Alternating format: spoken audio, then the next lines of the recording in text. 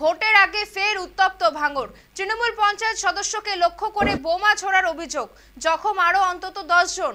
তাদের জিরানগাছা প্রাথমিক স্বাস্থ্য কেন্দ্রে নিয়ে যাওয়া হয়েছে। এই ঘটনায় কাঠগড়ায় আইএসএফ, যদিও অভিযোগ অস্বীকার করে আইএসএফ। জানা গিয়েছে, ভোটের আগে দলীয় বৈঠক সেরে তৃণমূল পঞ্চায়েত সদস্য সহ বেশ কয়েকজন দলীয় কর্মী সমর্থক বাড়ি ফিরছিলেন। অভিযোগ, সেই সময় তাদের উপর হামলা চালানো হয়, মুহুর্মুহু বোমাবাজি করা হয় বলেও অভিযোগ। তাতে পঞ্চায়েত সদস্য সহ অন্তত 10 জন জখম হন। রক্তাক্ত অবস্থায় প্রত্যেককে উদ্ধার করে জিরানগাছা প্রাথমিক স্বাস্থ্য কেন্দ্রে নিয়ে যাওয়া হয়। আহতদের মধ্যে বেশ কয়েকজনের অবস্থা আশঙ্কাজনক বলেই খবর। গুরুতর আহতদের কলকাতার হাসপাতালে স্থানান্তরিত করা হয়েছে। আহতদের দেখতে হাসপাতালে যান ভাঙড়ের পর্যবেক্ষক তথা বিধায়ক শওকত মোল্লা, ছিলেন অরূপ বিশ্বাস, যাদবপুর কেন্দ্রের তৃণমূল প্রার্থী সায়নী ঘোষ সহ অন্যান্য নেতৃত্ব।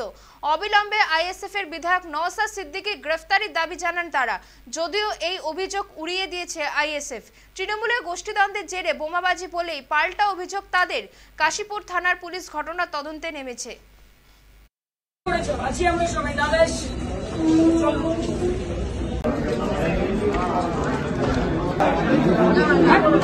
দেখুন, অবিলম্বে নওশাদকে গ্রেপ্তার করা উচিত, কারণ এই অসভ্য এসে আজকের এই যারা বোম মেরেছে এই মিছিলে, এবং সেখানে 5 জন গুরুতর ইনজুরি হয়েছে, একজন শিশুরও বোম লেগেছে, এবং আজকে তাদেরকে নিয়ে রুদ্ধদ্বার বৈঠক করেছে। বৈঠক করার পর এই ঘটনাটা ঘটেছে। ঠিক পঞ্চায়েত নির্বাচনে এই সন্ত্রাসের বাতাবরণ তৈরি করেছিল, আবার নতুন করে এসে আবার গত কয়েকদিন ধরে এখানে যত সমাজ বিরোধী, যত খুনি, তাদেরকে নিয়ে রাতের অন্ধকারে তারা বোম বাজছে এবং পিছন থেকে সমস্ত অর্থ যোগান দিয়ে এই ঘটনা ঘটছে। এই ধরনের পশুভিত্তিক মনোভাব আমরা তীব্র নিন্দা করছি। রাজনৈতিকভাবে, গণতান্ত্রিকভাবে না পেরে এখন সন্ত্রাসের রাজত্ব কায়েম করার চেষ্টা করছে, ঠিক যেমন পঞ্চায়েত নির্বাচনে করেছিল।